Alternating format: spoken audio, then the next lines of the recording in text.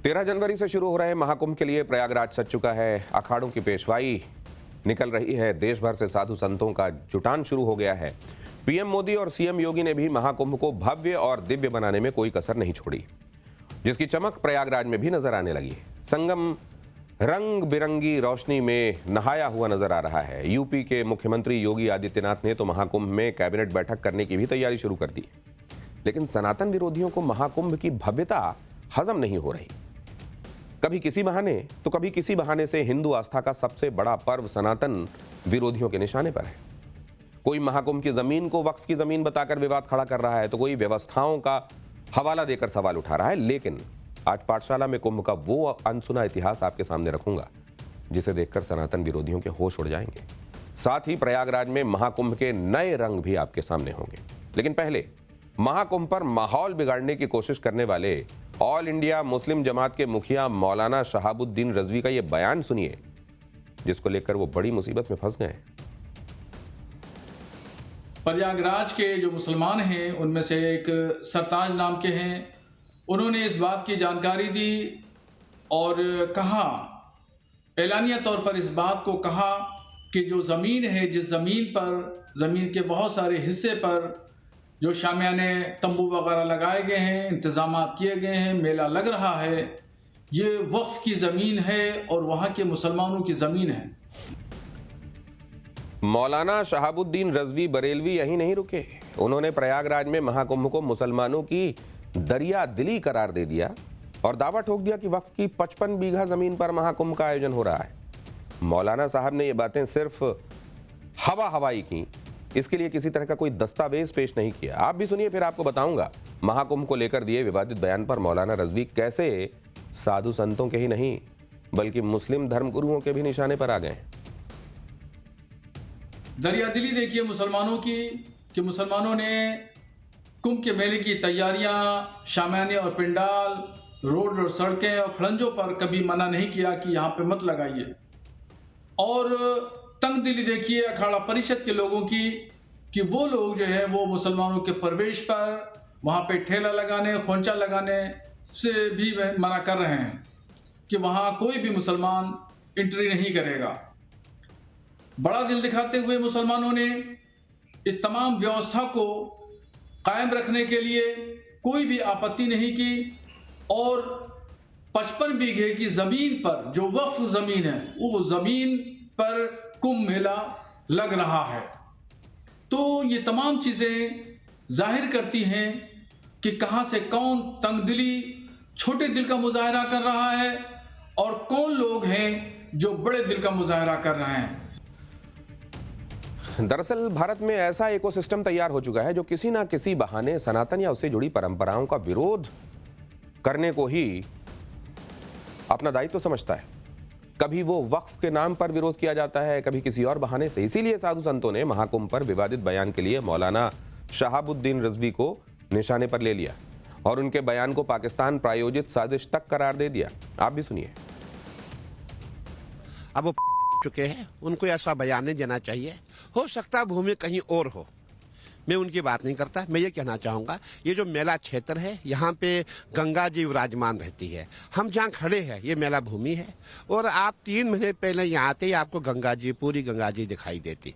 अब आप उनसे ये पूछे आपकी भूमि कहाँ पे है, तो मैं ये कहना चाहूँगा ऐसा बयान देना उचित नहीं है और वो ऐसे बयान देंगे तो हम भी उनके खिलाफ बयान देंगे, अच्छी बात नहीं है। इसीलिए हमने सनातन बोर्ड का जो है प्रयास किया है, उसका तुरंत गठन हो और ताकि इनकी जो भूमि, जितनी भूमि इनकी है वो भूमि हम इनसे ले लेंगे। आपकी भूमि कहाँ से आई? भड़काऊ बयान देते हैं। इनका एक ट्रेंड ऐसा बना हुआ है कि हमें कुछ भी कहना है। मैं ये चाहता हूँ ऐसे लोगों को हमें सबक सिखाना पड़ेगा। मौलाना शहाबुद्दीन और कुछ कट्टरपंथी महाकुंभ की भूमि को वक्फ बोर्ड की बता रहे हैं।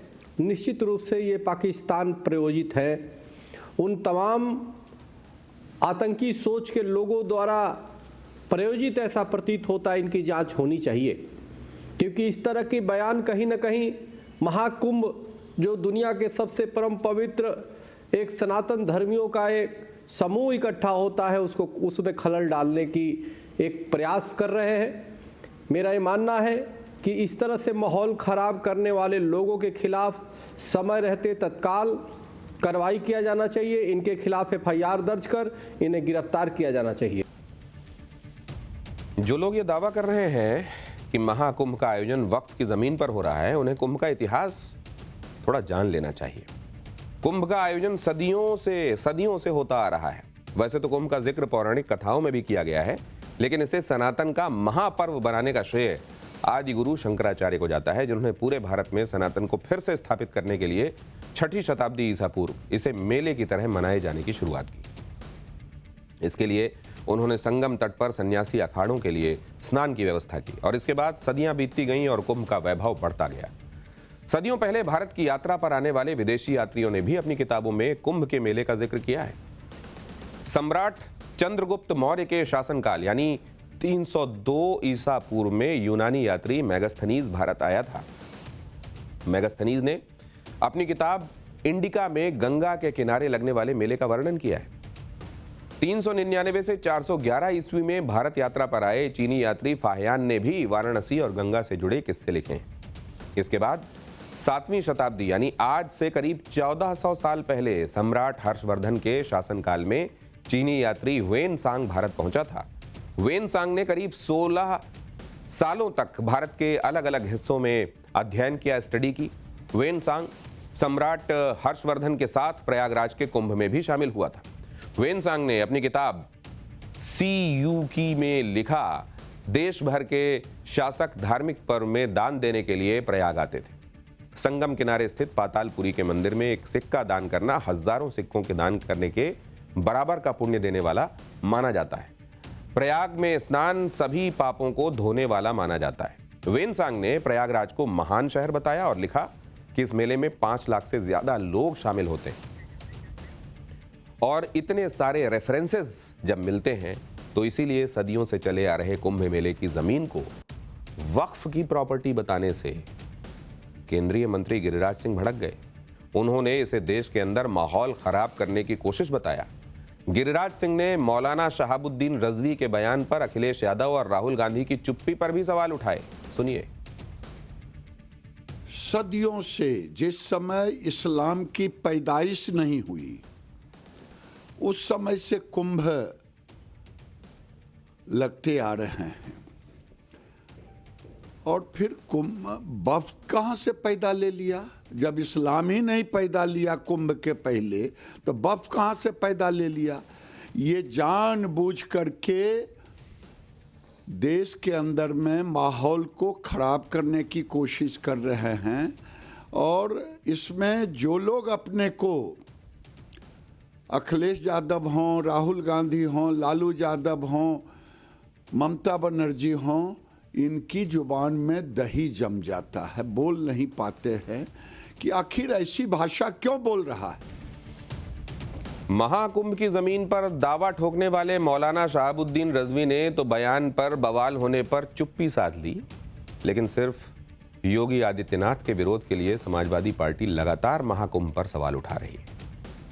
जैसे पहले अखिलेश यादव ने महाकुंभ में व्यवस्थाओं पर सवाल उठाए, फिर शिवपाल यादव ने कहा कि सरकार महाकुंभ के बजट का आनंद ले रही है, लेकिन समाजवादी पार्टी के एक विधायक ने तो सीएम योगी के विरोध के लिए सारी हदें ही पार कर दी। यूपी की जबनिया सीट से सपा विधायक ओम प्रकाश सिंह का कहना है कि महाकुंभ में नहाने से लोग मर सकते हैं। सुनिए। कुंभ नहा के मरे भाई, पानी खराब, व्यवस्था खराब, पैसा सब लूटा जा रहा है और कोई व्यवस्था नहीं है। मैं तो यही कहूँगा कि ये जालिम हुकूमत है और इस सत्ता पर बैठने वाले लोग जुल्मी और जालिम लोग हैं। बयानों पर मचे घमासान के बीच महाकुंभ में अखाड़ों के साधु संतों के पहुंचने का सिलसिला जारी है। महाकुंभ में देश के 13 प्रमुख अखाड़ों के साधु संत शामिल होंगे। ये अखाड़े ही महाकुंभ को भव्य बनाते हैं। इन 13 अखाड़ों में तपोनिधि श्री पंचायती आनंद अखाड़ा भी शामिल है। महाकुंभ के लिए आज आनंद अखाड़े के साधु संतों की भव्य पेशवाई निकली। 1000 से ज्यादा साधु संत हाथी, घोड़े, ऊंट और रथ पर सवार होकर निकले। ढोल, नगाड़ों, शंखनाद और फूलों की बारिश से लोगों ने साधु संतों का स्वागत किया। साधु संतों के बीच नरमुंड की माला पहने कलाकार तांडव करते नजर आए। अपने हथियारों के साथ साधु संतों ने हैरत अंगेज करतब भी दिखाए। आनंद अखाड़े की पेशवाई पर ग्राउंड जीरो से हमारे सहयोगी की रिपोर्ट।